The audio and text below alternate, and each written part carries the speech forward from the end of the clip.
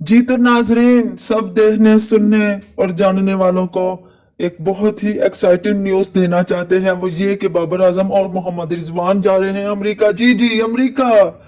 किसी और सिलसिले में नहीं, क्रिकेट के या किसी काउंटी के सिलसिले में नहीं, बल्कि पढ़ाई के सिलसिले में। जी, आप लोग हैरान होंगे, पढ़ाई के सिलसिले में। जी, ये दोनों नौजवान जो है क्रिकेट में अपनी यादगार परफॉर्मेंसेस देने के बाद अब ये तलीमी मैदान में भी अपने छक्के और चौके चुड़ाना चाहते हैं। इनका कहना है कि तलीमी मैदान में कामयाबियां हासिल करना चाहते हैं और इसी वजह से हार्वर्ड यूनिवर्सिटी के सिलसिले में वो अमेरिका जा रहे हैं। जैसा कि आप जानते हैं कि बाबर आजम जो है वो आईसीसी बैटिंग रैंकिंग में कई सालों से नंबर 1 पोजीशन पर है और मोहम्मद रिजवान जो है वो T20 रैंकिंग में दूसरे और बाबर आजम तीसरे नंबर पर हैं। विराट कोहली इस पोजीशन पर, पहली पोजीशन पर काफी अरसा बरकरार नहीं रख सके थे, लेकिन इन दोनों बैट्समैनों ने, रिजवान और बाबर ने, अपनी कारकर्दगी को बिल तरतीब बेहतर से बेहतरीन किया है।